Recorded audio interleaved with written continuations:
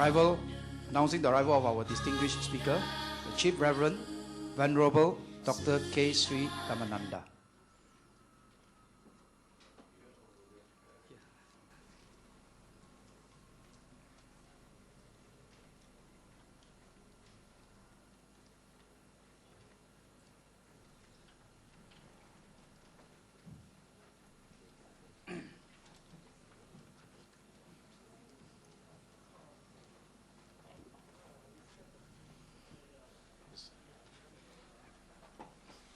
May we bow once as a mark of respect for our distinguished speaker, Chief Reverend. Thank you. May all be seated. Of Santa Vana Forest Hermitage, Tuaran. Venerable Jotipala of Santa Vana Forest Hermitage, Tuaran. Organizing Chairman, Mr. Ui Siok Tong, Mr. Lim Yoki, Chairman of K Sri Buddhism Research Society, Mr. Ng Kim Ching, Chairman of Santa Vana Forest Hermitage, Tuaran, leaders of Buddhist temples and societies in Sabah, friends, ladies and gentlemen. On behalf of the organizing committee, I would like to extend a very warm welcome and good evening to all of you, especially to our distinguished speaker for this evening, the Venerable Dr. K Sri Dhammananda, who is also affectionately known as Chief Reverend among the Buddhist fraternity. This year, as part of the nationwide celebration to commemorate the 50th anniversary of Chief Reverend's missionary service in Malaysia, we are indeed happy and fortunate to have this opportunity to jointly organize Chief Reverend's Dhamma Tuta tour to Sabah. The Chief Reverend will be in Sabah for 5 days till 16th August. Chief Reverend will also visit Tuaran and Lahad-Datu. The theme of Chief Reverend's tour is Inner Peace and Well-Being. Tonight, Chief Reverend will speak to us on how to live without fear and worry. Chief Reverend will also deliver his second public lecture entitled Power of the Mind on Wednesday, 14th August night at 7:30 p.m. in this hall. All are welcome and it's also free. Ladies and gentlemen, Chief Reverend is no stranger to Sabah. Chief Reverend has been to Sabah on several occasions over the last 2 decades. Permit me, Venerable Sir, to give a brief introduction of your good self. Chief Reverend was ordained as a novice monk in Kirindi Vihara in Sri Lanka at the age of 12 and given the name Dhammananda, which means one who experiences happiness through the Dharma or Buddha's teachings. At age 22, Chief Reverend received his higher ordination, Upasampada. Chief Reverend holds a diploma in linguistic philosophy, Pali, Sanskrit, and Sinhalist, and a master's degree in Indian philosophy from Benares University in India. In recognition of his scholarship and contribution to Buddhism, the following universities have offered honorary doctoral degrees to Chief Reverend: the Dharma Buddhist University and University of Oriental Studies in USA, the Pali and Buddhist University of Sri Lanka, Nalanda University and Benares Hindu University in India, and Chulalongkorn University in Thailand. Chief Reverend is the Senior Religious Advisor for the World Buddhist Sangha Council. Chief Reverend is also the Patron and Religious Advisor to numerous Buddhist organizations in Malaysia, including being the Religious Advisor for the Buddhist Missionary Society in Brickfields, Kuala Lumpur, and Buddhist Foundation for Sabah and Federal Territory of Labuan. Chief Reverend strongly subscribes to interfaith activities. In the 1960s, Chief Reverend was active in the Malaysian Inter-Religious Organization, which aimed to promote religious harmony among Malaysians of various religious denominations. In 1984, together with a few prominent co-religionists, Chief Reverend helped to establish the Consultative Council on Buddhism, Christianity, Hinduism, and Sikhism. Besides encouraging greater dialogue among the non-Islamic religionists in Malaysia, the Council also presents the views of non-Muslim communities to the government. As a senior leader in the Council, he discusses and organizes dialogue sessions with leaders of other religious groups in the country. For his invaluable services and contributions towards promoting inter-religious understanding and tolerance in Malaysia, Chief Reverend was awarded the Johan Setia Mahkota, JSM, by His Majesty the Yang di-Pertuan Agong Sultan Aslan Shah in 1991. Chief Reverend is a much sought-after speaker and has selflessly and tirelessly dedicated most of his life to propagating the Buddha's Dharma freely and indiscriminately, regardless of race, religion, and age. One of Chief Reverend's many books bears the same title as tonight's lecture. Chief Reverend has written more than 60 books and 1,000 articles on Buddhism, which are very popular and much read in many parts of the world. Chief Reverend deliberately approached many of his writings in a manner easily understood by the laity. I'm sure many of you sitting here are anxiously waiting for Chief Reverend to commence his lecture so that we might learn how to leave all our fears and worries behind the moment we leave this venue. Just bear with me for a few more moments. Again, a reminder for those who came late, may we request that you switch off all your handphones now. So at the end of Chief Reverend's lecture, we shall allow time for question and answer. With that, I now invite Chief Reverend to commence his lecture for this evening on how to live without fears and worries. Chief Reverend, please, may you?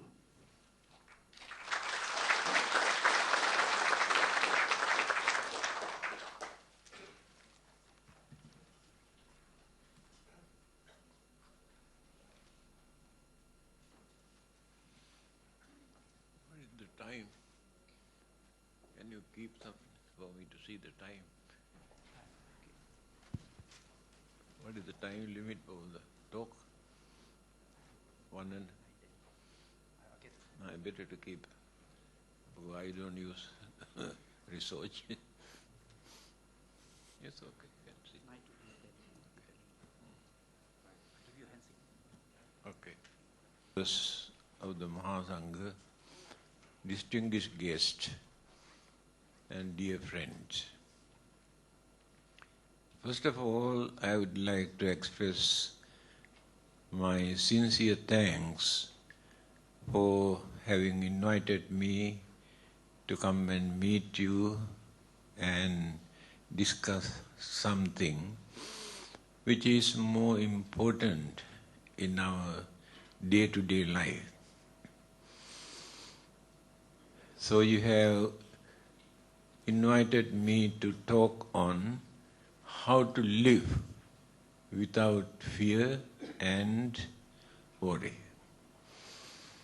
I think we have to change the topic. How to live with fear and with worry. Because there is no possibility for anybody to live in this world without fear and without worry. This is the nature of the human mind. Do you know we are called Manushya? Do you know the reason why we are called Manushya? Any meaning there? Not sure. And if you do not know the meaning of Manushya, you are not Manushya. It's a very meaningful word used in so many languages. Thousands of years ago started. Mana means mind. Manussa, manasa usannata. A living being who can raise, develop, cultivate the mind up to the maximum level. That living being is called Manushya. According to the teachings of the Buddha, there are 31 groups of living beings in this universe. So human beings belong to one of these groups. We are called Manushya, and other living beings also give a name according to their way of life. Human mind is such that can be developed either to destroy the whole world or to guide the whole humanity to lead a respectable, noble, harmless life. Now you can understand the nature of the human mind. Scientists have developed human intelligence without depending on God or religion, by using their independent intelligence. They have discovered many things. Finally, they have misused what they have discovered for the destructive purpose. Today, human mind can destroy the whole world within half an hour. There is no another living beings in this universe who can do that.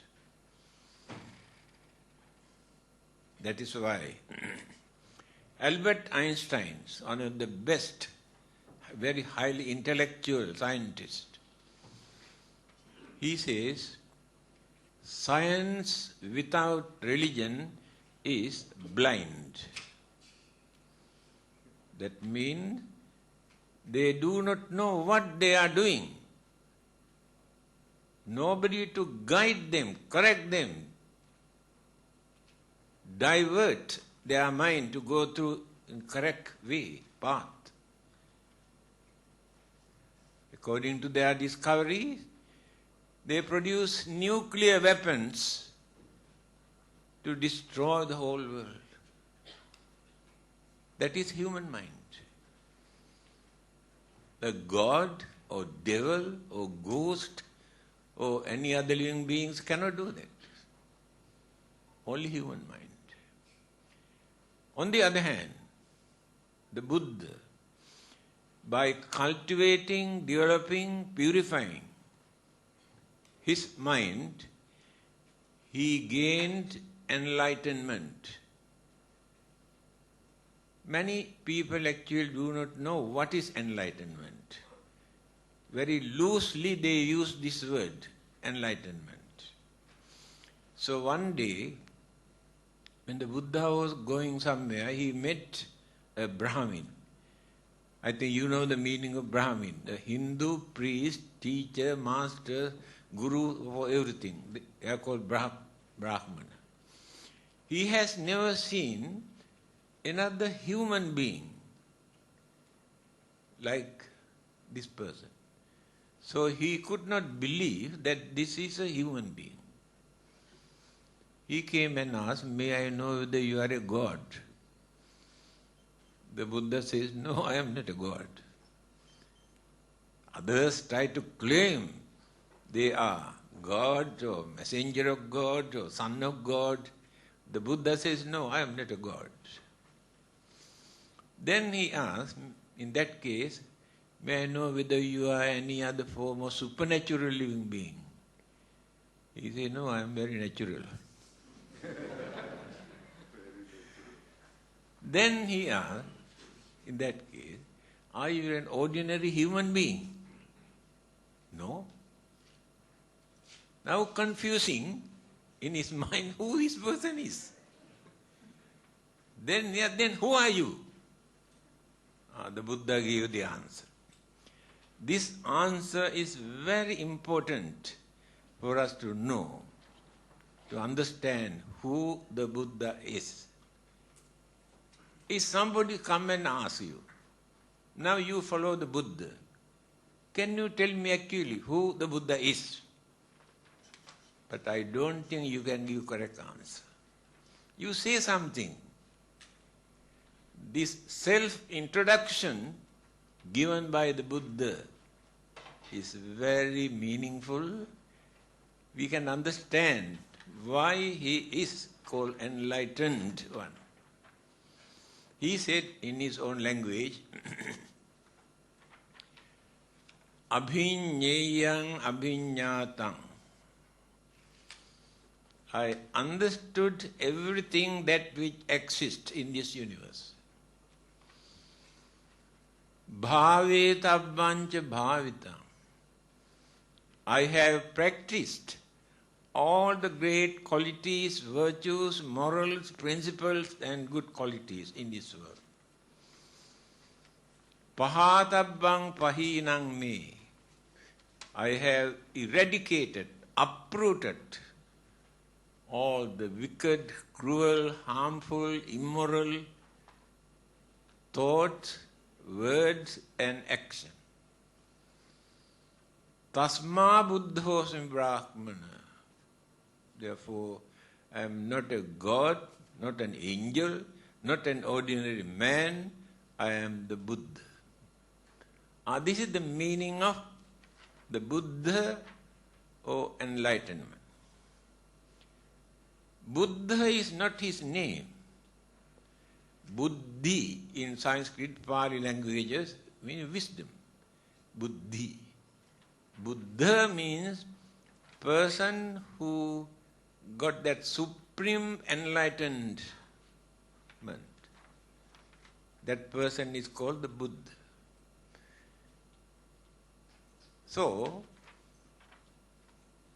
you can understand how difficult it is for a person to develop his mind to know everything that which exists in this universe. He has not done this within one lifetime. Life after life, by practicing parami or perfection, he went on cultivating, developing, knowing, understanding all the existing things. That is why the Buddhas are very rare.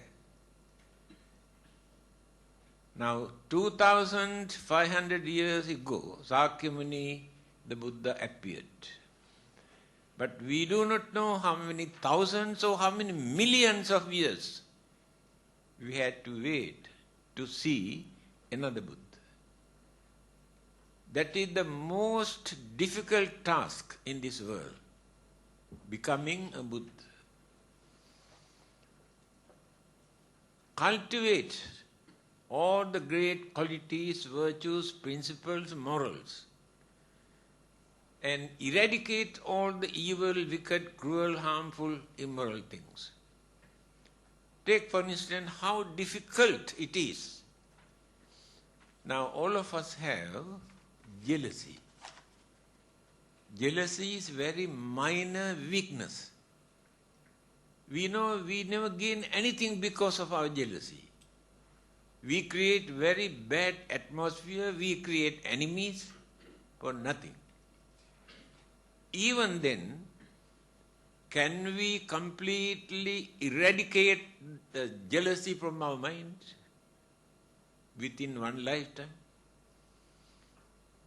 There's no one who can do that. Here, Bodhisattva, before becoming a Buddha, he is called Bodhisattva. Bodhisattva means, Bodhi means wisdom, Sattva means person. Person who was working to gain supreme wisdom is called Bodhisattva. So as a Bodhisattva, life after life he went on developing, cultivating, eradicating evil things. Then purified the mind. It is impossible for us to find out another human being who has purified his or her mind, can behave as cultured, understanding, kind, honest person. But the evil thought, the roots of the evil thoughts are in the mind. Circumstances, environment, temptation, irritation, flare up. One of those evil thoughts which are dominating in our mind. Therefore, it is not so easy to purify our mind. But he said his mind is completely purified. The purity of the mind and the supreme wisdom, knowledge, understanding, realization he had combined together. Then the brightness is there. In his first sermon, Dhammacakka Sutta, the Buddha says, Aloko udapadi. Brightness arose in his mind that he never had before. In our mind, there is no brightness. Because mind is in the dark. There are so many dark clouds around our mind.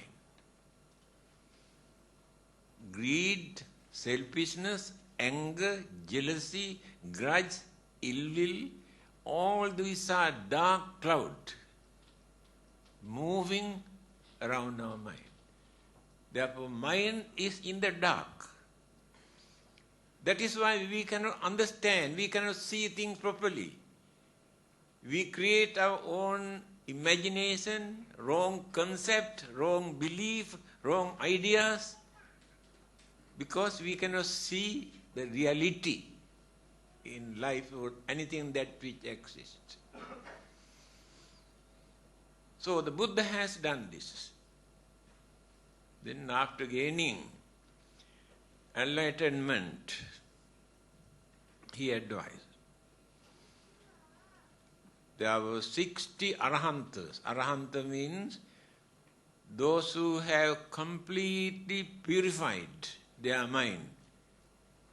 They are perfect saints. They are not enlightened. They are perfect saint. He said, Charata bhikkhave charikang bahujana hitaya bahujana sukhaya lokanukampaya atthaya hitaya sukhaya deva manusana.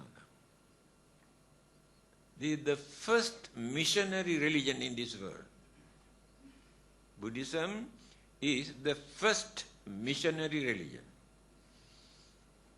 After training these 60 Arahantas, the Buddha said, Charata bhikkhave charika. Now go forth, go out. Two persons should not go together. Individually, one by one, to spread all over the country. Bahujana hitaya, for the well-being of others. It is your duty to guide, to correct, show them the correct path, how to lead a respectable, harmless life. Bahujana hitaya. Bahujana sukhaya, for the happiness of others. Many people are worrying and crying and lamenting and whole day and night, not knowing what to do. But you must go out and try to make them to understand the nature of their problems and troubles and difficulties that they are facing. Bahujana sukhaya. Bahujana hitaya. Must have sympathy, kindness, compassion toward them and guide them to lead a respectable life. This is the mission that the Buddha wanted to introduce. He did not want to introduce a religion. He did not want to introduce Buddhism. He wanted to introduce how to lead a respectable, harmless, noble life. That is the main purpose of his message. Later, we have developed his message as a religion.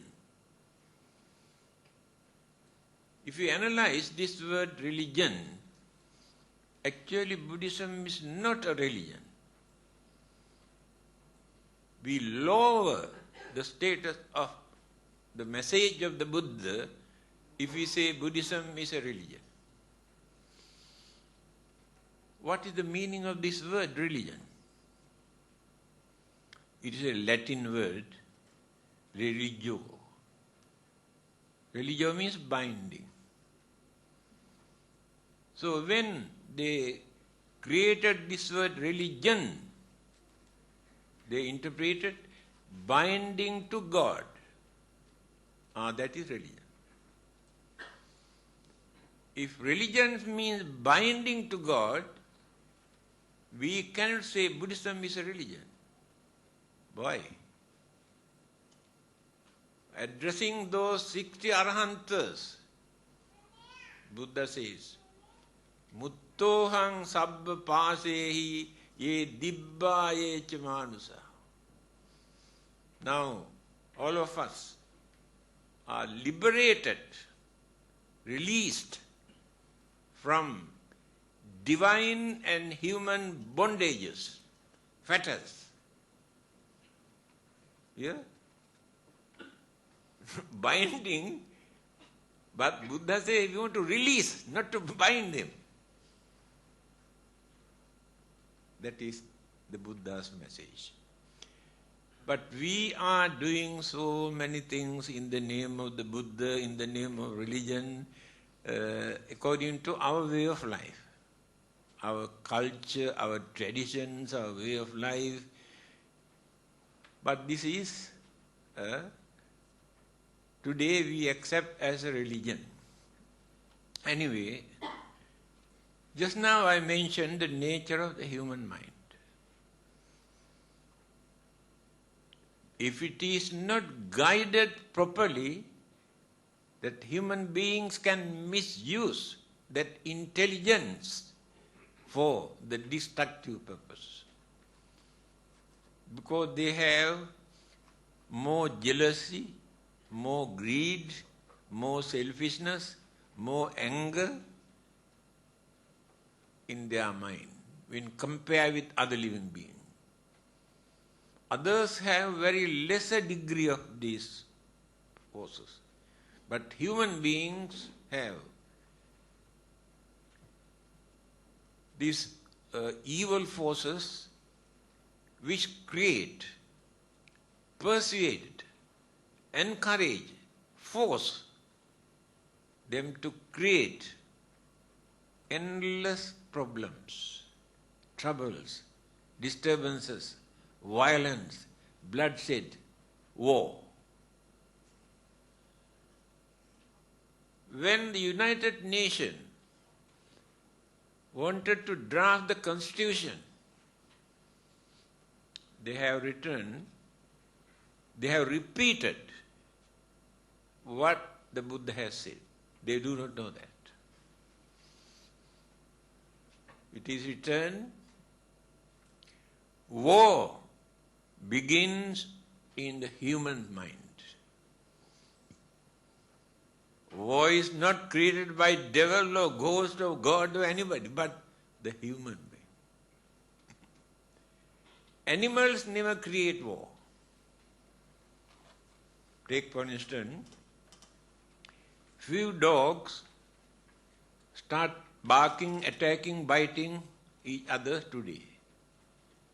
After that they separate. Tomorrow when they meet, they are good friends. If animal had such battle, forever they keep this enmity. Small children, when they play, they fight and attack and scratch and cry, then come and complain to the mother or father. Then they go and do something to console them. Slowly they separate. Next day when they meet, again they get together and play. They cannot remember that they had a fight yesterday. Here you can see the nature of our mind. We keep this in our mind throughout our life. Then the whole family members also join with them. This is the nature of the human being. So, main purpose of the Buddha's message, now you can understand. He started with right understanding. Not with faith or belief. There is nothing to believe in Buddhism. I have written that book, What Buddhists Believe. One day a Christian priest came with a group of people to have a dialogue, very friendly dialogue. Then he asked this question, can you tell me actually what Buddhists believe? I told him very frankly, Buddhists do not believe anything. He got a shock. Then he saw my book in the cupboard. He said, why did you write that book? What Buddhists believe? That is why I wrote this book. You better read. You can understand whether there is anything for you to believe. We use the word believe when we cannot understand. I believe you are so and so. If I know you are so and so, I never use the word I believe you are so and so. When we are uncertain, when we can understand, we use the word believe. Now, as Buddhists, we never say we believe in the Buddha. There is nothing for us to believe. Why? We know the Buddha. If we know the Buddha, there is nothing for us to believe. Understanding. That is why he did not start his mission with belief. We believe something today, after some time it changes, knowing that it is wrong. Throughout our life, we are going on changing our belief. But understanding, try to understand first. Then, without understanding, whatever you do, very easily you can create mistake or disturbances. Through understanding, you try to cultivate the good qualities and to reduce the bad habits or human weaknesses. Here, what is the meaning of Samma Ditthi in Eight Noble Paths? He started his mission with Samma Ditthi, right understanding. That is the beginning of Buddhism. That is why there is no belief. What is this understanding? Understanding of Four Noble Truths. What are those Four Noble Truths? Why they are called Noble Truths? Truth is truth. Where is noble truth? But the truth revealed by the Buddha is a noble truth. Why? It will never change. Person who try to follow by knowing this method also become noble people. That is why it is called noble truth. Four noble truths. What are those four? Dukkha, Samudaya, Nirodha, Marga. Four noble truths. Dukkha. Unsatisfactoriness in our life.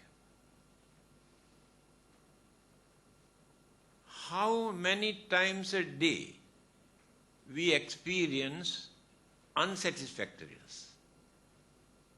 Whatever we have, more than enough things we have, but always we experience unsatisfactoriness.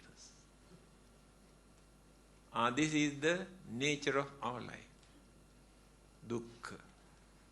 Samudaya. What is the cause of this unsatisfactoriness? We can blame others, we can accuse others, we can complain, but others are not responsible for the cause of our unsatisfactoriness. Our craving, our greed, our selfishness, that is the cause of our unsatisfactoriness. If the contentment is there, one of the best advice given by the Buddha for us to maintain contentment. What is contentment? This is enough for me. This is enough for our family. Then you maintain contentment. After that, you do not develop jealousy, because you have. You have no jealousy when others enjoy their life. You are contented. When there is no jealousy, anger also cannot appear in that mind. If there is no anger, violence and bloodshed also never appear there. But started with that contentment. So simple, but we can avoid endless, enormous problems if we can maintain contentment. But our greed is so high, although we can possess the whole world as our property, still cannot satisfy. This is the nature of the human mind. No contentment. So, unsatisfactoriness always appear in our mind due to our greed or selfishness or anxieties.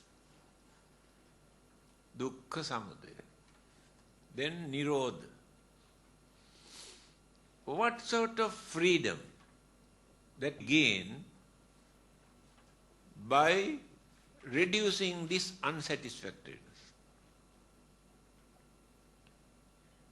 If there is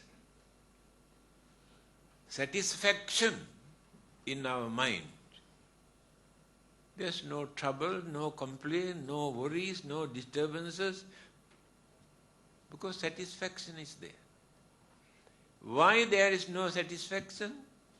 We have trained the mind not to develop craving, our greed and so many other things.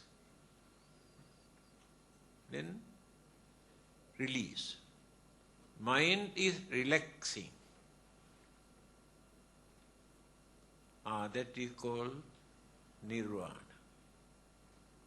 Nirvana means complete freedom from unsatisfactoriness, physical and mental pain and sufferings and unsatisfactoriness that we are facing. Nirvana is not a place, not a planet, not a different world. We achieve, we gain. We cannot go to Nirvana. That word is wrong. I want to go to Nirvana. No one can go to Nirvana. You can bring Nirvana.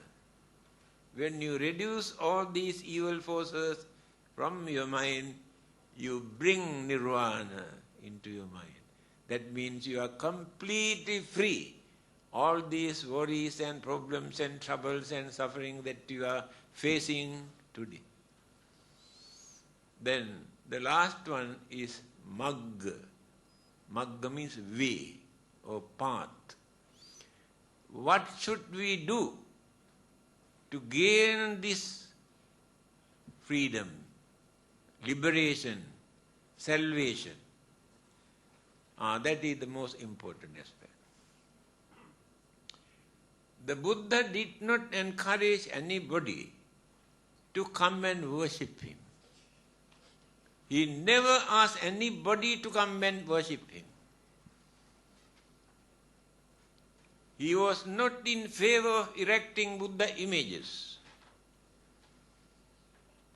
For nearly 500 years in India, they had never discovered any Buddha image. They started to erect images during Greek occupation. When Afghanistan, those people destroyed the Buddha images, even Muslims, Christians also come and ask, why you people are keeping quiet? I told that is the uniqueness in Buddhism. Just because those people have broken some stone there, why should we fight here and create violence and bloodshed? That is Buddhism.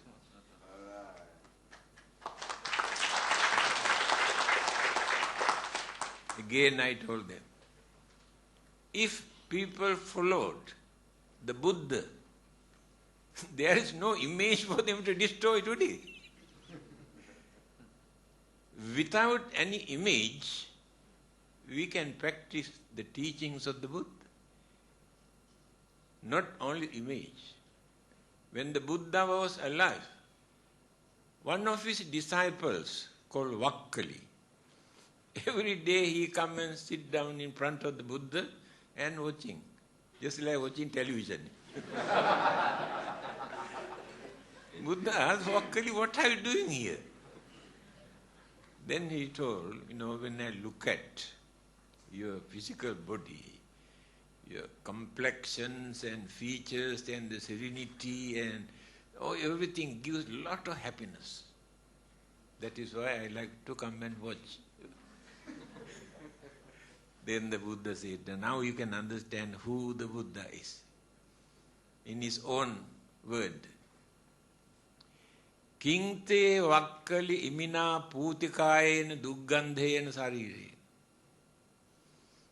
Vakkali, by watching this dirty, filthy, impermanent physical body, what do you gain? Nothing. You entertain your emotion. That's all. You cannot see the Buddha by watching the physical body. There is no difference the Buddha's body or your body or my body. Body is body. That is why Buddha says this dirty, filthy, impermanent physical body. What do you gain? Nothing. Yo dhammang passati, so mang passati. Then the Buddha said, if anybody want to see the real Buddha, try to understand the dharma taught by the Buddha. Through this dharma, through his teaching, you can create the real Buddha in your mind. All the others artificials. Real Buddha you can see. If you come to know what the Buddha has said, correct. You create a real Buddha in your mind. So, physical body, the Buddha had many sicknesses, suffer. But this body does not know this is the Buddha.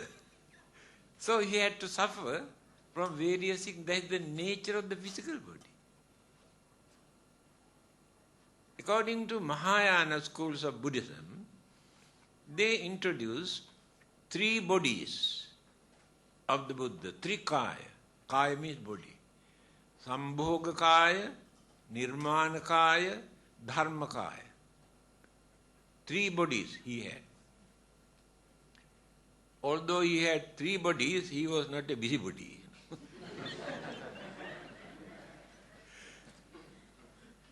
Sambhoga kaya, the body that he used to preach, to talk, to guide, lead others. He used Sambhoga kaya. To eat, to sleep, to take bath, to go to toilet. He used Nirmanakaya. Dharmakaya, doctrinal body. After his passing away, Sambhogakaya disappeared. Nirmanakaya disappeared. Dharmakaya exists.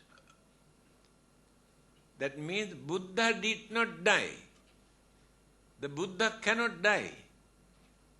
That physical body and the activities that physical body maintain, everything died. Activities by using the physical body. But not the dharma, not with this enlightenment. This dharma kaya exists forever. This is for people to understand. Buddha is not dead. Others come and criticize. Buddha is not a god. He is a man. He is dead and gone. Why do you want to worship? Why do you want to pray? What do you gain by worshipping this dead man? That's why they try to convert others into their religion by using this word. But you don't know what to say. When they come and criticize like this, you do not know what to say. Here, you can say, Buddha did not die. Remember this. Dharmakaya, dharma body. In his teaching it is mentioned, whether the Buddhas appear or not, dharma exists forever in this world. That dharma body of the Buddha never dies. After gaining enlightenment, immediately after he recited this word, Pāturahosi magadesu pubbe dhammo asuddho samale chintito. This dharma that I understood through my enlightenment is not a new dharma, new doctrine. This dharma existed long ago in this country, but people have forgotten, misled, misinterpreted, completely polluted. That is why the Buddhas will appear from time to time to reveal the hidden, spoiled, polluted dharma, to bring them into the correct path. That is the duty. Different Buddhas have no different doctrine, teaching. Same teaching, same message by every Buddha. Now the path he has introduced for us to stop all our physical and mental sufferings and worries and fears and disturbances. 8 noble paths, 8 methods. Simply by worshipping, praying to Buddha, or by erecting huge Buddha images and temples and pagodas, and performing rites and rituals and ceremonies in the name of Buddhism, we do not get the chance to find out our salvation. These are the activities that people have introduced from time to time to influence others, to bring others. But if we remain forever by performing all those activities, we never gain our salvation. Please remember this. We had to get into this correct path. Otherwise, no end. What are those 8 items? Samma ditti, samma sankappa, samma vacha, samma kammanta, samma ajiva, samma vayama, samma sati, samma samadhi. 8. We have to follow these 8 methods. First, right understanding. Instead of believing creating imagination, your own conception. Try to understand. Within your capacity, must try to understand. That is the beginning of Buddhism.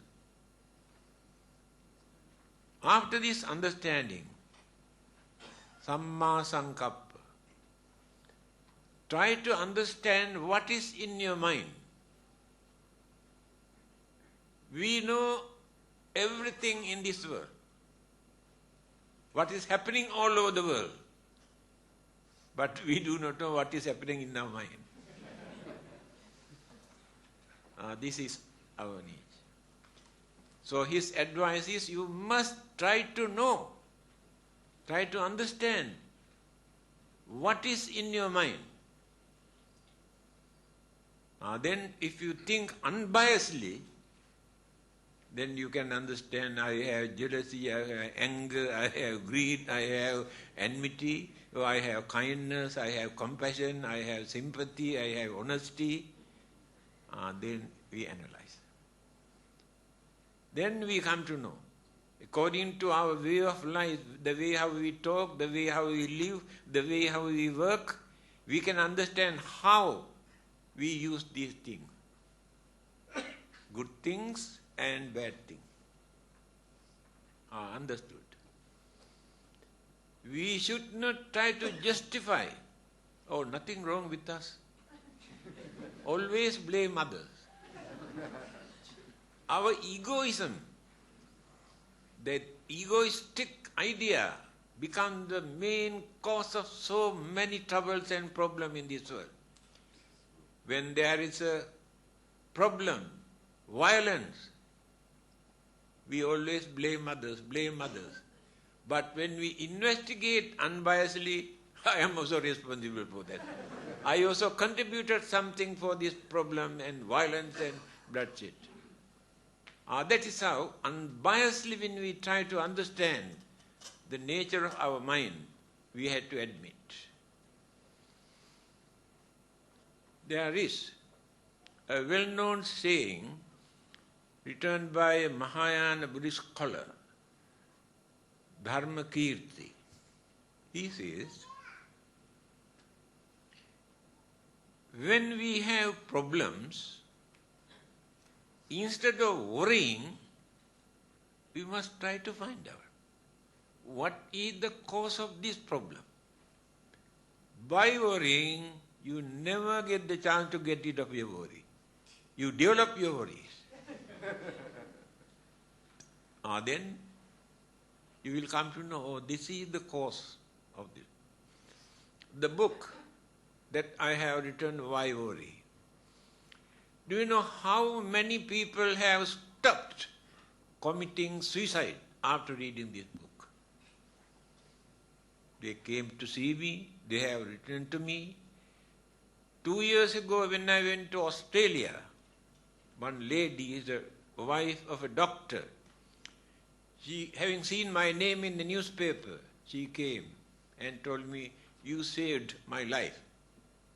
I think, how? I have never seen you. No. Somebody gave you a book for me to read.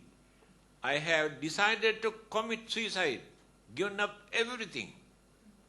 But I read this book twice. After reading, I came to know that I am also responsible for some of these problems. Why should I commit suicide?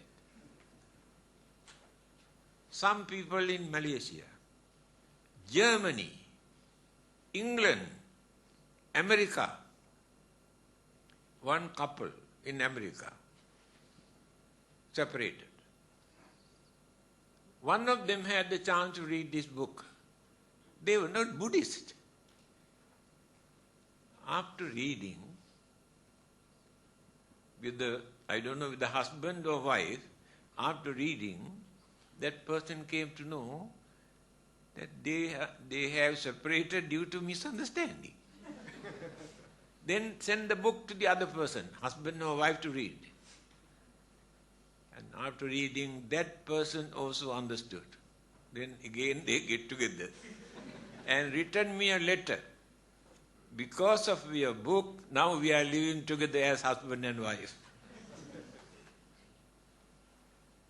A prisoner in South Africa, 2 weeks ago, I received a letter after reading this book, Why Worry?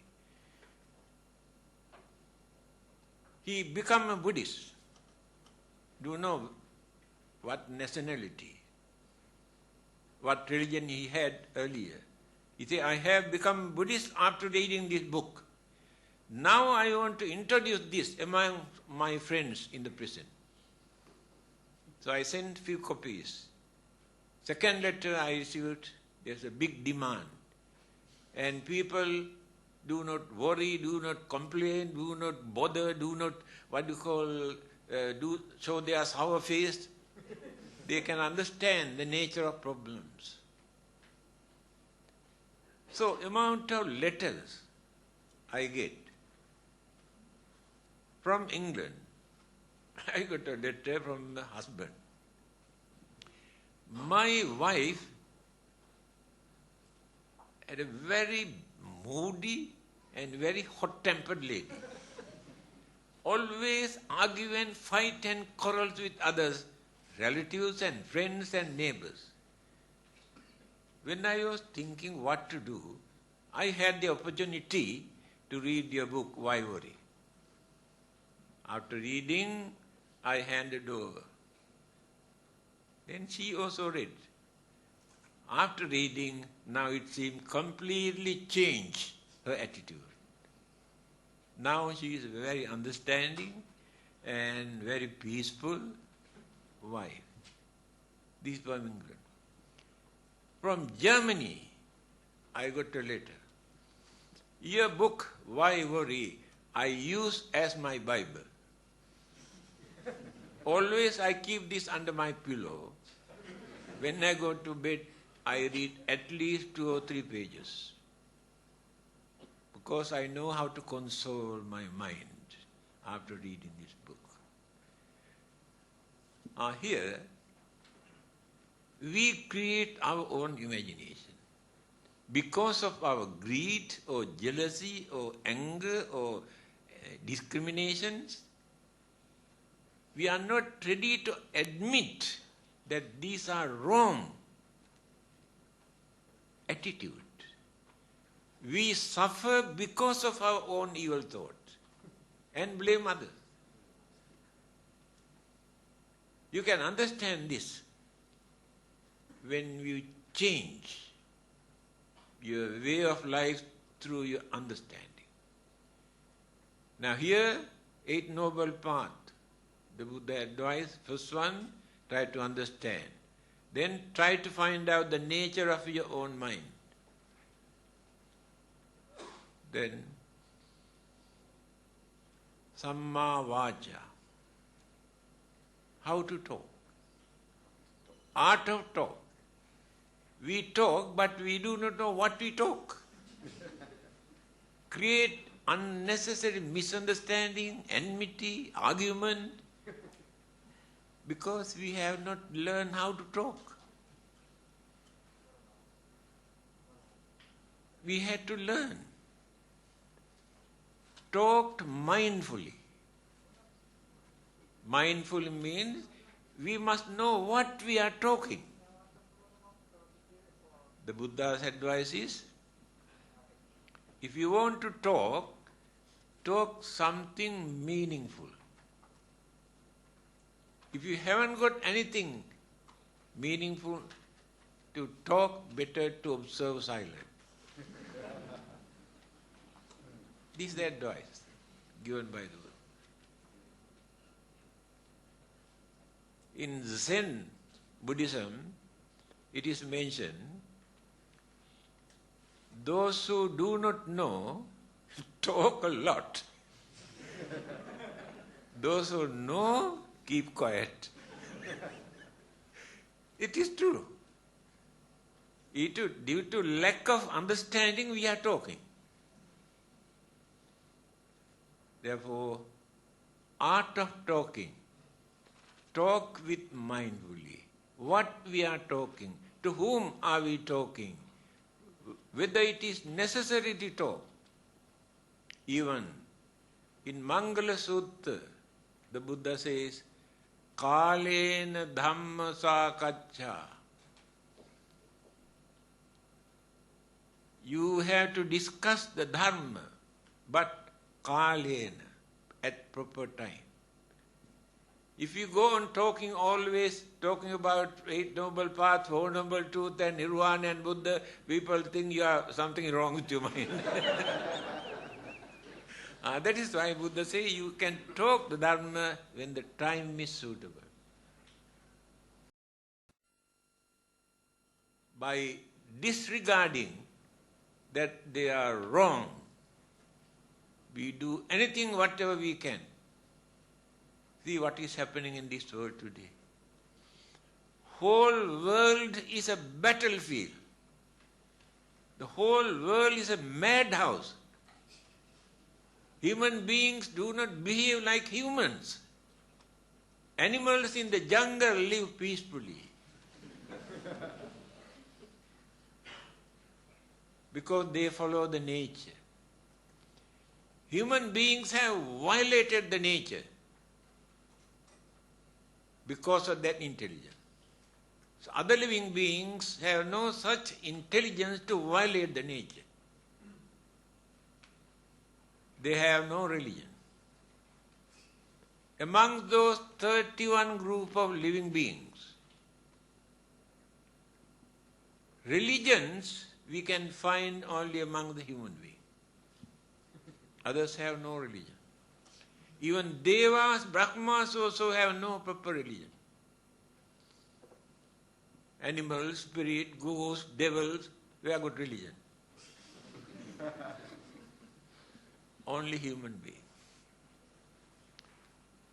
Why only human beings need a religion? Last year we had an interreligious discussion in Kuching. Christian, Hindu, Buddhist, Muslims and Sikh, 5 speakers. Then somebody asked one question. Who created religion? Whether created by the man or given by the God? Christian, Muslims, Hindu, Sikh, all these 4 speakers wanted to escape answering this question. They asked me to answer the question.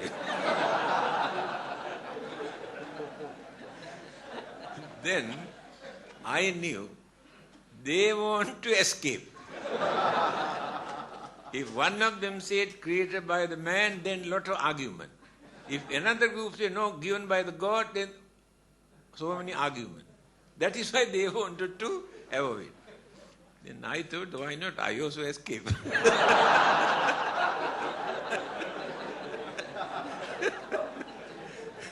I said, if I am going to answer this question, it is like this.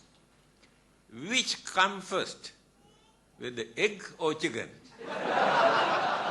If you answer this question, then I can answer it.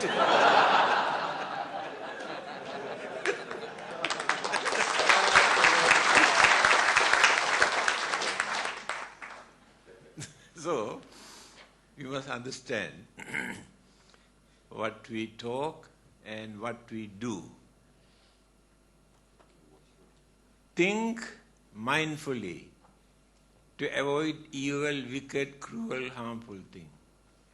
To cultivate good things. Talk something meaningful which are important. By thinking, by talking, by doing something, we create good karma and bad karma. Mind itself creates good karma as well as bad karma without doing anything. By talking, we create lot of bad karma and lot of good karma. And by doing certain things for our pleasure, for our living, we do many bad karma and good karma also. We never think. Now, hatred, ill will, and strong misconception that we maintain in our mind. There is no such thing as moral or immoral.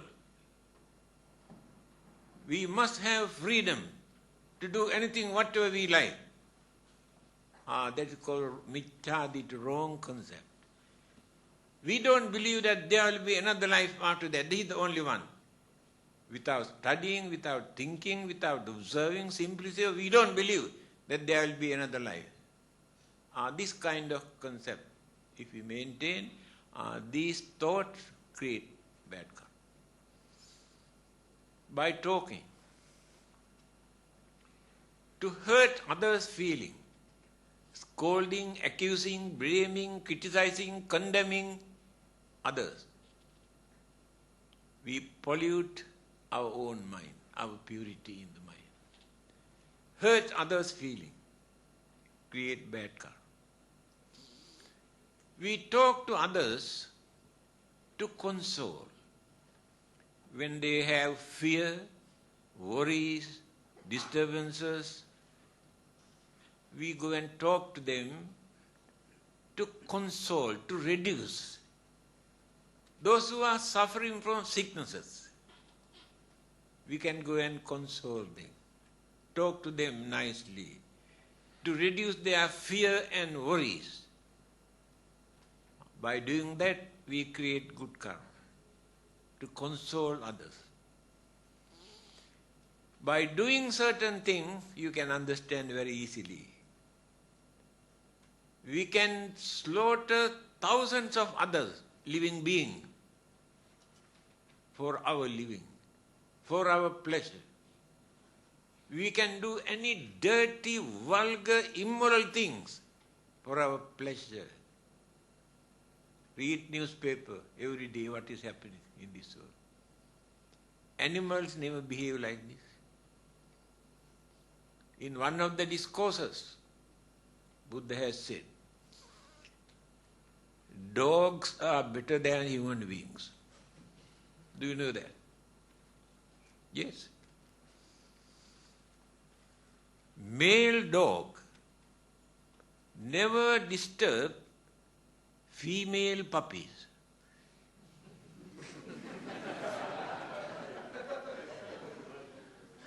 This two-legged dog, own father, few months old girl, baby, molest.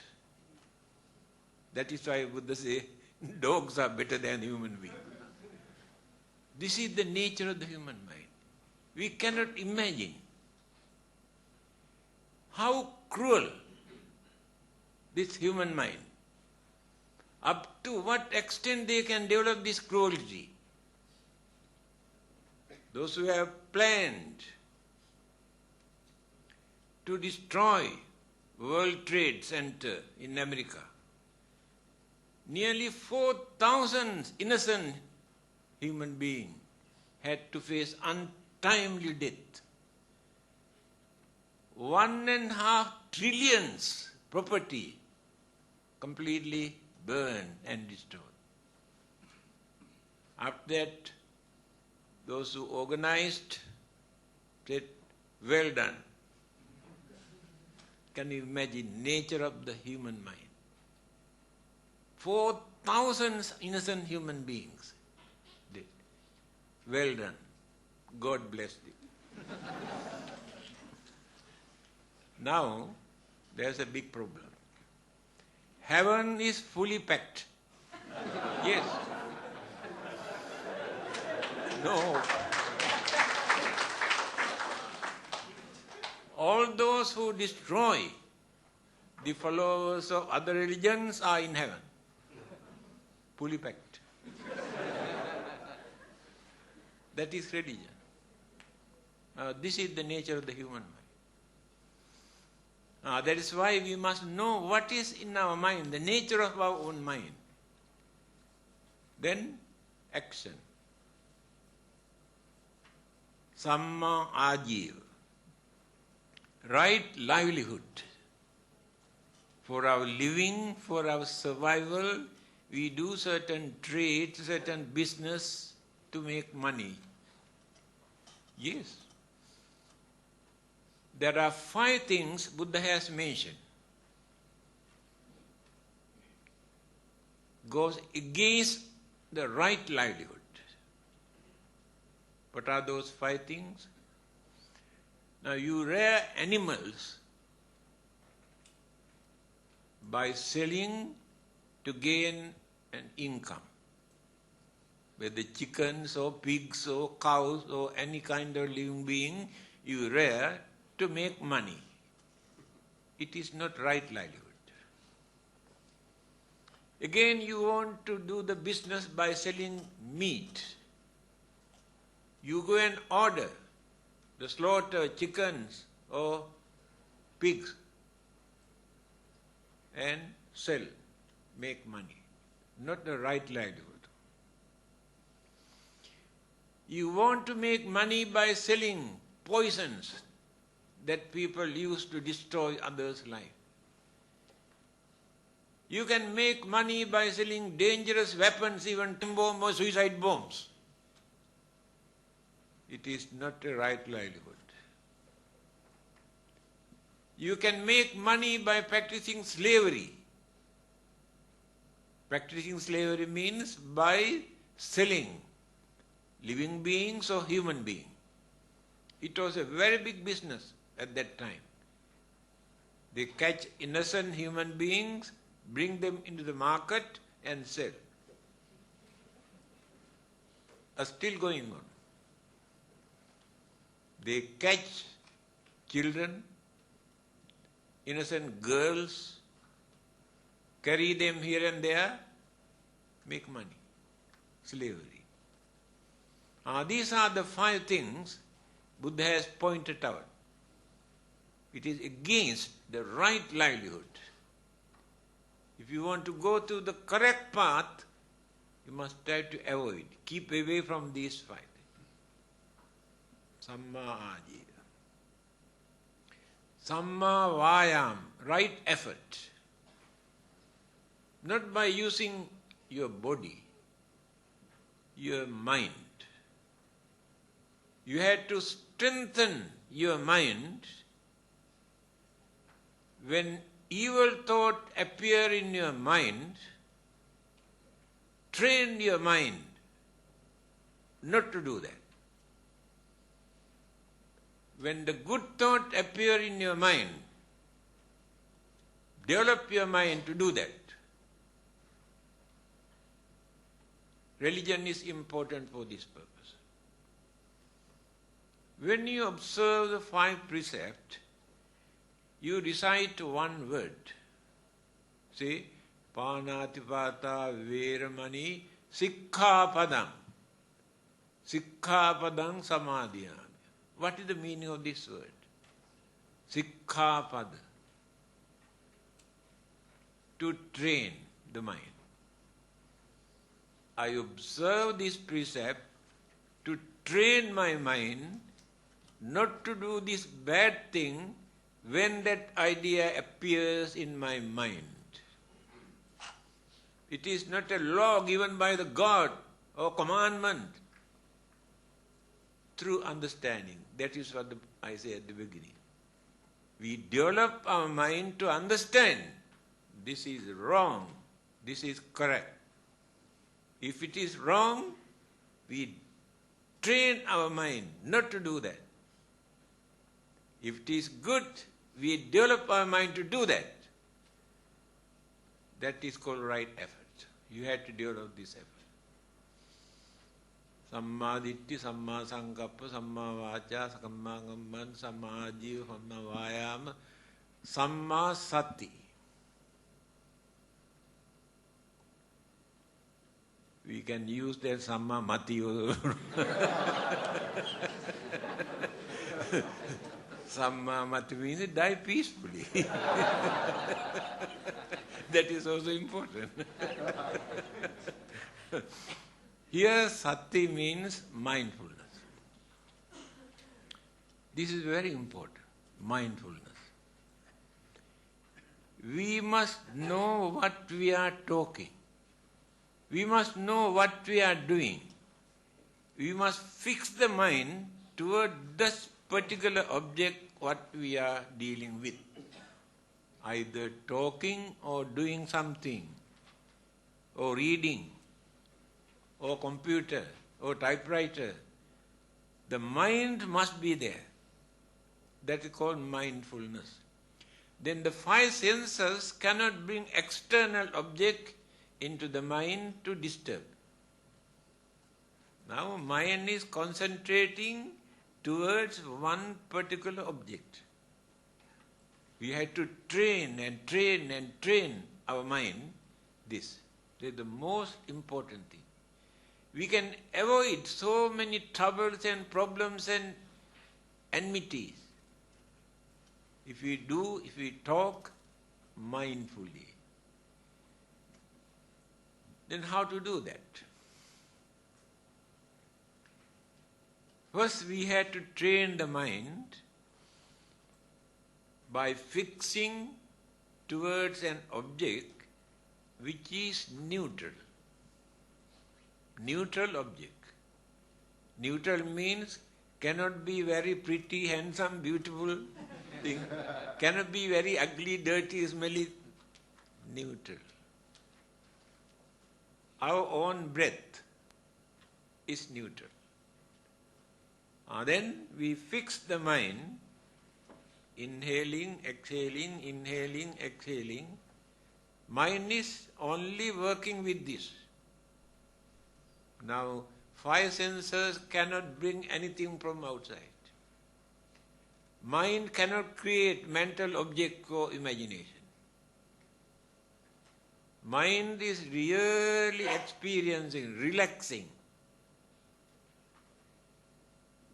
Do you know when the mind is relaxing,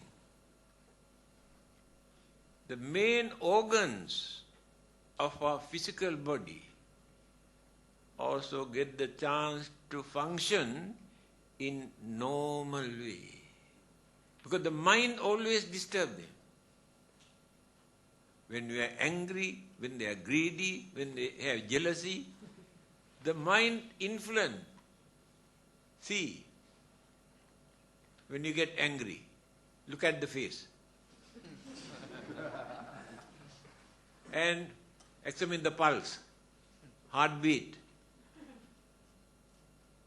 brain cells, hormone, glands, nervous system, blood circulation, heartbeat, and the stomach. These are the things always become the object or victims to the polluted mind. Within 1 second, mind can disturb one of these organs. So we can avoid from all these things. Now the mind is pure, mind is relaxing, mind has no chance to create any evil thought, nothing. Now that is training. I think you have been attending to meditation classes and practicing retreat. You know the real meaning of meditation. Here what I am talking, the 8 noble path introduced by the Buddha is this mindfulness. How useful it is. Then last one is Samma Samadhi. Samadhi we interpret as concentration. Real meaning of the word Samadhi, tranquility. Tranquility in the mind. That means when the mind is pure, any objects that we take into the mind, we analyze unbiasedly. Try to understand thing as it is, not as it appears. We always look at things as they appear, not as they are. Through this, we come to know the reality in any existing thing. That is why the Buddha says, Yang kinchi samudaya dhammang sabbantang nirodha dhammang. Dhammacakka Sutta, the first sermon. If you can concentrate on this, you can avoid so many problems and worries and disturbances that you maintain. What is the meaning of this? If there is anything that which come into existence, yang kincha samudaya dhamma, component thing. What are the component things? Element, energies, mental energies, all combined together. Then the life or the things, the planet or the sun and the moon, things come into existence due to combinations of these elements, energies. But sabbantang nirodha dhamma. But all those things that come into existence never remain forever without changing, without decaying, without disintegrating, dissolving. That is the universal law, not created by any God or any Buddha or Bodhisattvas. Universal law. All these things now exist in this universe. You think they remain forever like this? No. Changing, decaying, and disintegrate. The component thing join all together, element and energies. The binding factors, energy start to loosen after some time. Then slowly, then elements and energies cannot agree. Then confusion, then trouble. Changing, decaying, dissolve, disappear. If we can understand this, yang kinchi samudaya dhammang sabbantang nirodha dhammang, Dhammacakka Sutta. The whole universe, that which appear, they appear due to the combinations of elements and energies. And of course scientists have discovered so many things, new kind of energy. Electron, neutron, proton, and nuclear, they have produced by using these energies. Besides this, the Buddha has mentioned only 4 elements. Nama and Rupa joined together. What is Nama? What is Nama? Apanama. Not that Nama. What is the meaning of Nama? My dear friend, you are meditating, you are learning, you do not know the meaning of this word Nama. Nama means mind. Nama, Rupa join together. Then the life come into existence.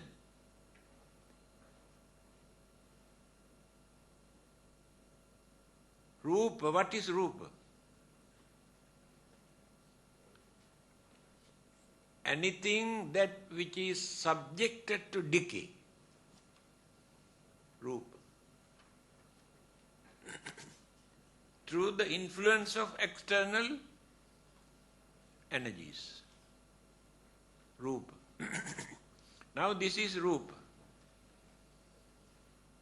Combinations of elements, energies, but subjected to decay and dissolve, disintegrate, due to external forces and internal elements and energies. Heat, wind, water, and internal element. Slowly, slowly, slowly decay. Therefore it is called Rupa. Nama, namang namana lakkhanam. There is nothing here in this world, the Buddha says, that you can compare with the human mind. Nahang bhikkhave anyang eka dhammampi samupassami yathaidang bhikkhave chittang. Chittang means mind. He said, I have never seen any other kind of energy in this universe that which runs so rapidly. Namang namanulakkana. Change. So this nama and rupa, mind and matter, that means elements and energies. Combined together, the whole universe exists. That concentration, that understanding appear in the mind, completed the journey. That is the mission introduced by the Buddha. That is the religious values in Buddhism. And this is the way how to practice Buddhism. So, as long as greed, hatred, ignorance, these three evil roots exist in our mind, we cannot live without fear, without worry. Greed creates fear and worry. Hatred creates fear and worry. Ignorance creates fear and worry. A Deva came and asked this question. Anto jata bahijata jata jatitopada. Here we have enormous problem, internal, external problems. We do not know how to overcome these problems. Ask the advice from the Buddha. The Buddha gave the answer. He said, Sile patittaya naro sapanyo chittang panyancha bhave. If anybody want to get rid of their troubles and problems and worries and disturbances, there are three things to do. First thing, sile patittaya.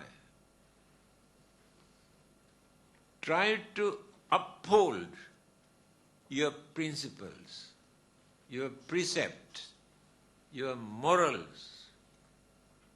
By violating these things, whatever you gain, whatever you do, you never become, will be free from these problems.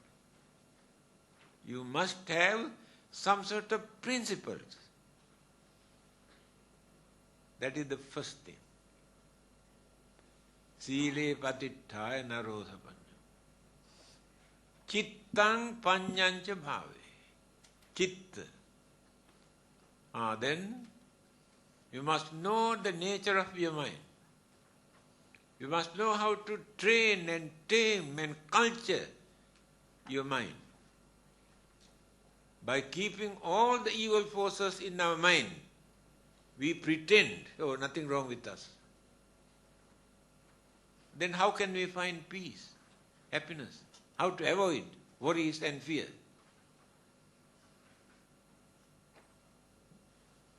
Panya. Panya means wisdom. Wisdom means clear understanding. Only these three things. First, you must try to uphold your principles, your morals, your ethics. Without doing that, you cannot get rid of this problem. Then you try to train and tame your mind,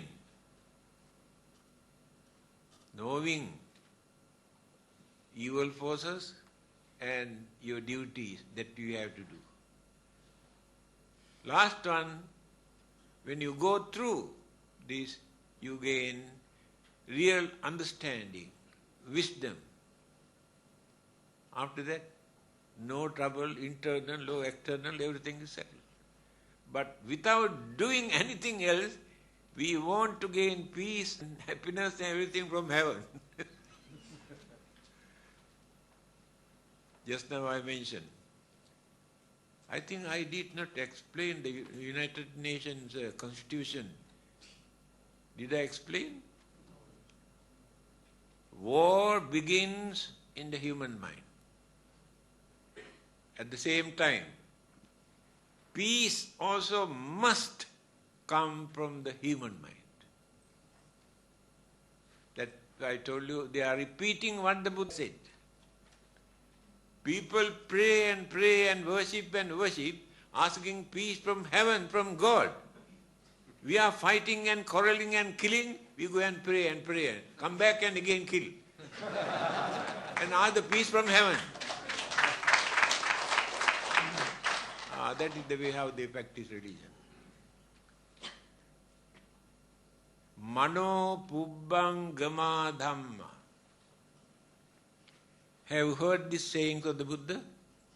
In which book? In very popular Buddhist book. Mano, first line. Mano means mind. Mano pubbang gama dhamma. Double A. Mind is responsible for all the good and bad things that which exist in this world. Human mind is responsible for all these good and bad things that exist in this world. Not because of God or devils or good spirit, but human mind. There they have written there. War begins in the human mind. Therefore, peace also must come from the human mind. Unless they create strong determination to stop their fighting, how can we expect peace from heaven?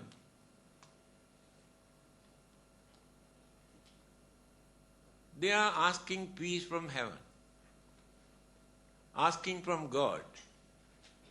We are not against God. Few weeks ago, I was invited to attend the birthday of Archbishop, Catholic Archbishop.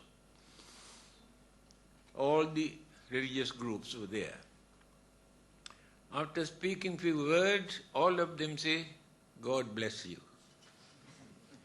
After speaking few words, I say, may the Buddhist God bless you. So one day, I met Bishop Pinay. Sometimes I joke with them, I say, God bless you. Then he, where have you got God? I say, you do not know, we have Buddhist God. That is the Buddhist attitude towards God. Don't say we don't believe in God. Our concept on God is different. You must never say you don't believe in God. One day we were invited to attend the International Islamic Conference in Kuala Lumpur. As soon as we entered into the building, a group of people from another country, I think they had never seen a Buddhist monk in their life.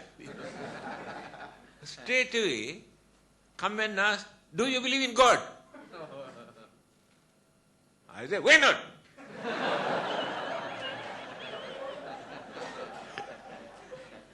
To ridicule his question. That is not the way to ask, where are you coming from? What is your religion? We are very glad to see you, that you are here. And by the way, may I know what is your concept on God? That is the cultured man's way of talking. So straight away come in and do you believe in God? I said, why not?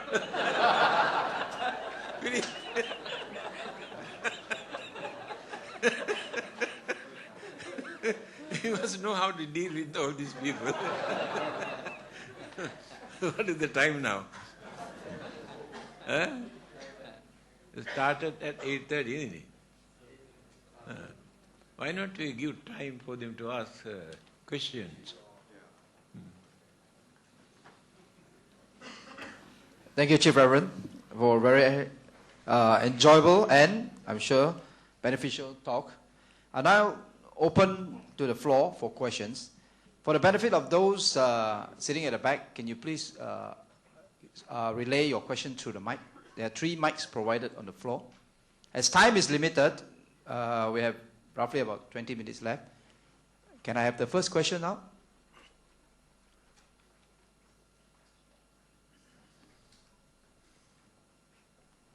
I see somebody going to the mic.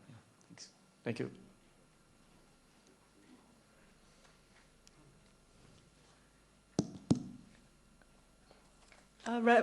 Venerable, actually I have, I think, questions which I always encounter with the non-Buddhists. You see, even though they claim that they are religious, but they believe in superstition, like being charmed and that, that kind of stuff. So how do we explain to them? Do you know, every day I am facing this problem. How many people approach, sometimes very old ladies, sometimes 80 years old ladies also, come and I think someone has charmed for me. I say, for what purpose? This belief I have seen very, very deeply rooted in this part of the world, Malaysia. Because there are 3 groups, Malays, Indians and Chinese. Malays learn from Chinese, Chinese learn from Malays, Malays learn from Indians. So many superstitious beliefs. So it is very difficult for us to take out this from mind. And sometimes people come with sour face and crying and worrying. Reverend, I have one big problem. Then I say, you are very fortunate. You have only one problem. We have so many problems. Then they start to laugh. Then I can go talking. So when he goes out with smiling face, he goes out. You must know how to talk according to their knowledge, education, understanding capacity. To some people, whatever we talk, no effect. Then what we do? All right, don't worry. We give something. You better keep this with you. This will protect you. Nothing will happen to you. Very happy. That is the technique, Simply by talking, we cannot. Now, if immune system in our body, any amount of medicine what we take, no effect. Exactly like that.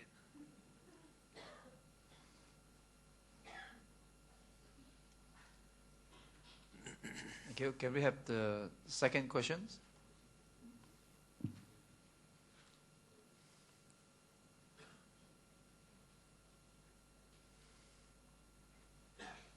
I'm sure everyone here got a lot of worries and fear. I have a lot. after listening to the talk.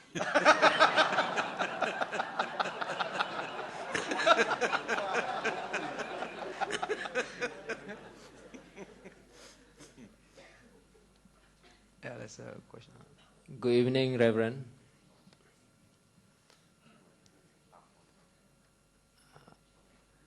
I have one question.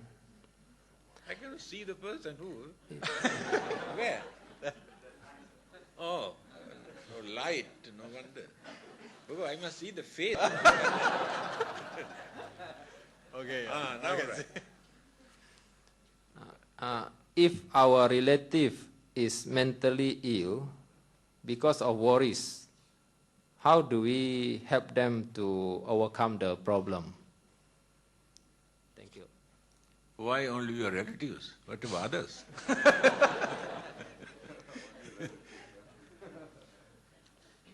Many people are facing this kind of problems. But we had to deal with them, handle them according to their understanding capacity. How far they can understand things. Whether they can understand what we are going to talk. Or if they had no such possibility, no point of talking or advising, then try to adjust another technique. There are various ways. So, I told you, worries and fear and suspicions are natural. But some people increase by taking very seriously. One incident, some people take so seriously into their mind and worry and get angry. And all the others never take seriously, just neglect. They have no worries, no fears. So it depends how we take things into our mind. That's what we have to develop our understanding. So, we cannot console. The Buddha could not control some of his own disciples who were staying with him. Devadatta, very cruel, very wicked, very jealous disciple related to the Buddha. Throughout his life, all the advices given by the Buddha, he did not accept. No one can change the mind by force. No one can change the mind of another person. Impossible. The Buddha also cannot change. The Buddha could not change the mind of Devadatta. He could not change the mind of Channa, another disciple, very stubborn. When the Buddha was about to pass away, Ananda came and asked the Buddha. Channa became a very arrogant and very stubborn disciple of the Buddha. Ananda came and asked, now please tell me, what are we going to do with this man when you are gone? The Buddha said, you must give him capital punishment. Do you know what is capital punishment according to the Buddha? No one should go and talk and invite him for anything. Because way of life at that time is not like today, 2,500 years ago. They had to depend on each other for their survival, for their food, for everything. Now everybody is completely neglected this monk. After a few weeks, he realized it is due to his mistake that they treat me like this. Then understanding appears. See the technique given by the Buddha. Therefore, whatever advice that we give, we cannot change others' mind. One person cannot change another person's mind, but can give ideas or method or technique to think and understand and change. Now, after listening this talk, today. Some people say, actually you have to listen, that reverend who gave a talk created anger in my mind. Some others say, oh, he created a lot of happiness in my mind. You are wrong. I cannot create that. After listening to me, you created that in your mind. Your anger or happiness, you created in your mind. I cannot create in your mind.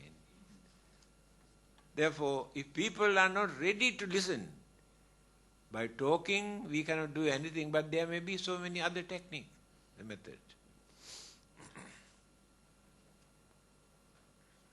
Thank you.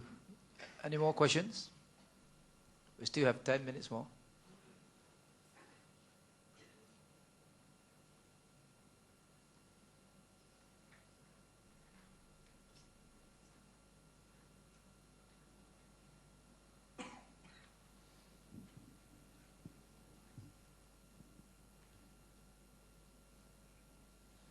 Final call.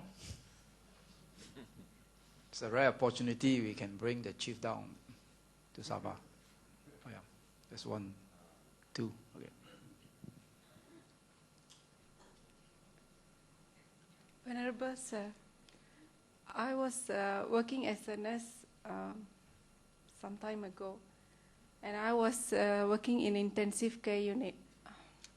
What I would like to ask is, when the patient was on a ventilator, and when the patient is very ill and going to pass away, when the vital signs is dropping and so on, even though he is on medication support and ventilator support, when the doctor finds that or decide that the patient is not going to make it, when he orders to reduce the medication, that means the medication for the heart support, by me doing that, say reducing the medication and all that, do I contribute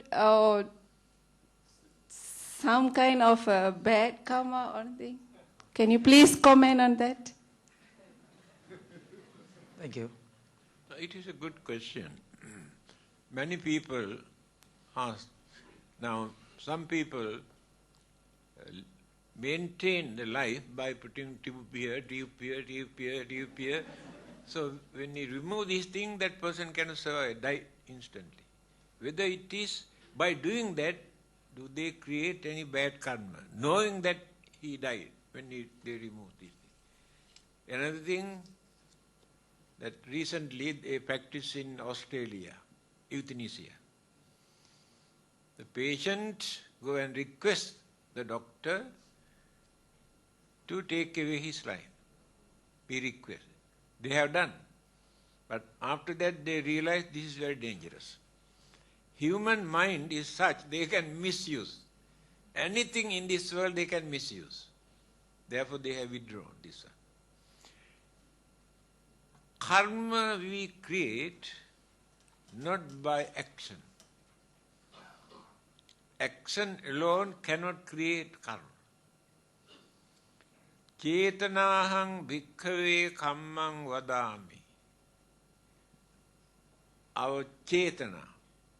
Chetana means intention. We must do things intentionally. Either kindness, compassion, sympathy, or cruelty, wicked, what you call dangerous, harmful thing. If these things are working in the mind to do this, then it will become either good karma or bad karma. You may do lot of things that which create karma, but they are neither good karma nor bad karma, neutral. Because you did not create that idea in your mind that you want to do that.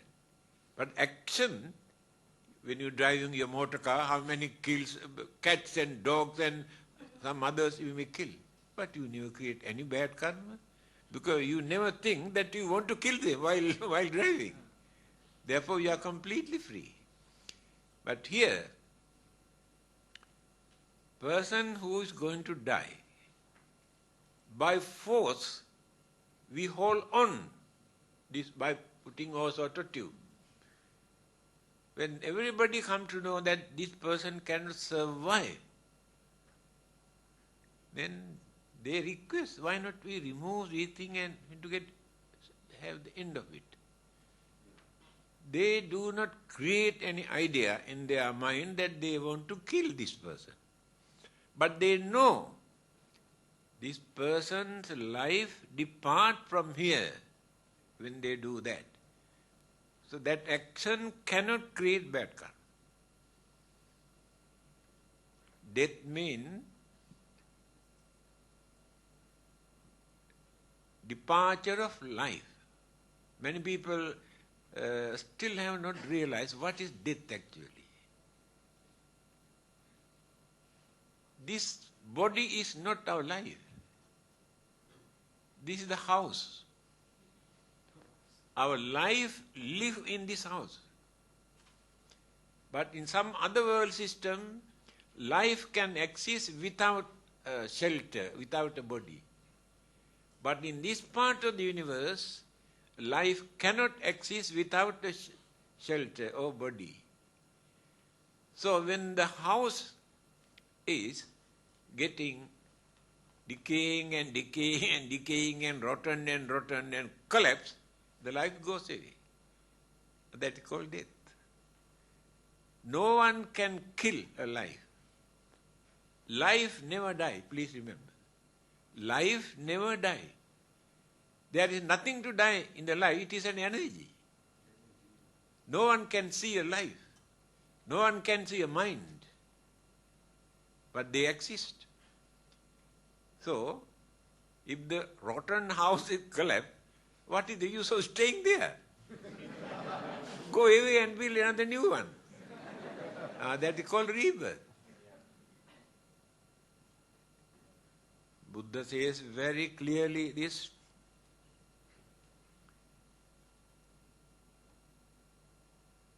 Viññānaṁ mātukuchismiṁ okkamati. That departed consciousness with avidya, trishna, karma, upadana, bhava, with these 5 mental ingredients in the mind. That is life. Other religionists use another word, soul, because they could not understand the real meaning of consciousness. We can explain what is consciousness, what are the ingredients, what are the energies in the consciousness. But this English word cannot give real meaning of the word used by the Buddha, Viññāna. In Pali, Sanskrit language, there are 42 words to explain the nature of the mind. In English language, consciousness, unconscious, semi-conscious. That's all. Therefore, we cannot get the real meaning of the word used by the Buddha, Viññāna. That Viññāna depart from here. Life is there. Therefore, life never dies. So why do we worry when it is rotten? Better to kick it out and go and build another new house. By force, we are holding it, keeping for nothing, to suffer more. Many people cannot understand. Whole day and night, suffering, physically and mentally. Still they want to live. For what purpose? I really cannot understand. When your passport is expired, my dear friend, you have to renew the passport.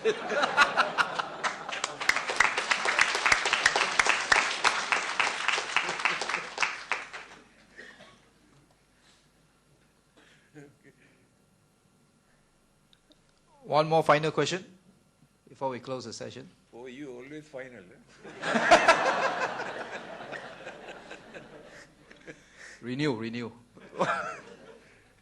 Yeah.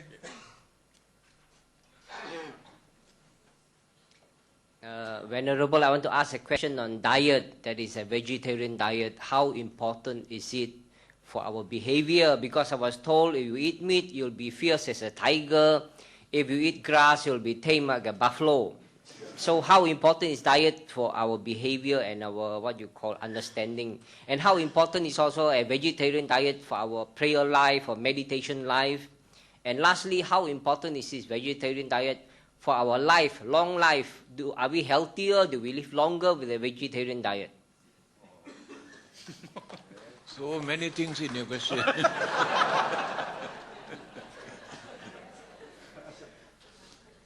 Do you know Devadatta, who tried to kill the Buddha, was a vegetarian? Hitler in Germany, who killed nearly 3 million Jews, was a vegetarian. The Buddha and Jesus, both of them have made one statement. I mentioned this in one of my publications. Purity and impurity in our mind never take place just because the things go through the mouth into our body. But the thing come out from our mouth create all these things. This is the Buddhist attitude. But today people have realized vegetarians maintain healthy life. I know very well, for 4 years I spent in northern India with Hindus. They are pure vegetarian for thousands of years. And all these modern sicknesses that people are facing today, they have never heard. They are free because they lead normal life, they eat normal food, they follow according to nature, they are free. So, it is true. If we keep away from flesh, take natural food, you can have a pure mind also. No guilty feeling in your mind. But by taking what we eat, from the religious point of view, we cannot say the person is pure religious or not. With the vegetarians or not, if the mind is pure or dirty or ugly, it is up to individual. No, the Buddha has never given this advice to the monks, should not eat meat or fish. Devadatta came and asked the Buddha, why not to introduce the monks to lead a vegetarian life? Eat only vegetable food. The Buddha says it is unfair. Because their way of life at that time, not like today. They had to go out with their alms bowl from house to house. Whatever people have prepared in their houses, they come and offer. They cannot choose, oh, we cannot eat this, we cannot eat that. They must have that freedom to eat what they receive. But they never order. I want chicken, I want pork, I want beef. There are 3 principles. This is very reasonable. If a monk comes to know that this chicken is slaughtered for him, Buddha said better not to take that. If you suspect this person has killed this chicken for him, he should not expect. If you have listened from another person, I know that person killed this chicken for you, should not accept. That is purity of the mind. Here you can understand how liberal this Buddhist way of life. Otherwise, when I went to Mongolia to attend a conference, certain period, no vegetable at all. They eat only meat and bread. So there are many delegates who have come from certain countries, pure vegetarian. What did they offer as food? One big piece of meat like a bricks and with a knife and bread. No vegetable. All those vegetarians had to suffer. Now we can understand why Buddha did not introduce such law that you should not eat. Supposing those who live only eating fish, what do you call them? No, not fishermen. Only fish. The name I forgot. What do you call them? There's nothing else, only fish they eat. They survive only by eating fish. What do you call them? Eskimo. If Eskimo become vegetarian, can they practice Buddhism? That is why Buddha did not introduce that kind of law. But it is up to individual. If you think it is nice and this and you, okay, go ahead, no problem. But don't force others not to eat.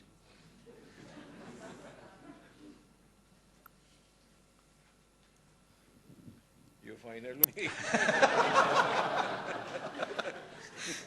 Thank you, Chief Reverend. We have come to the end of today's session. Tomorrow, there will be an informal question and answer session on Buddha Dharma again with Chief Reverend to be held in the KK Zheying Temple from 8 to 9:30 p.m. It's also free and open to all. Those of you who still have questions to ask on this lecture, or maybe in the dreams tonight, may do so at tomorrow's Q&A session. So once again, on behalf of everyone here, thank you very much, Chief Reverend, for sharing with us this very beneficial lecture. I'm sure all of us now know that we cannot live without fear and worries. But we have all learned how to lessen our fears and worries after hearing Chief Reverend's lecture. So on behalf of the organizing committee, thank you to you all for being present here tonight and for your audience, for your attendance, and for being a wonderful audience. Chapter 2, Power of the Mind, will be here on Wednesday night, 14th of August, the same time in this hall, where Chief will share with us how to develop this mental power. There will be a few announcements after Chief Reverend's departure. Please. Sabba sanghanubhavena sada suttivantu te nakhatayakha bhutanang papaggaha nivarana parittasvanubhavena hantva te sangupadve yandun nimittang avamangalancha yochamanapo sakunasa saddho papaggaho dusupinang akantang Buddhanubhavena vinasamentu, Dhammanubhavena vinasamentu, Sanghanubhavena vinasamentu, Dukkhapatta ca niddukha, Bhayapatta ca nibbhaya, Sokapatta ca nissoka, Hontu sabbe pipanino, Sabbe buddha balapatta, Paccēkānaṁ cayang blang, Arahantānaṁ ca tejena, Rakkhaṁ bandhāmi sabbaso. Sadhu, sadhu, sadhu. Good health and peace of life to all of you. Thank you. And one bow.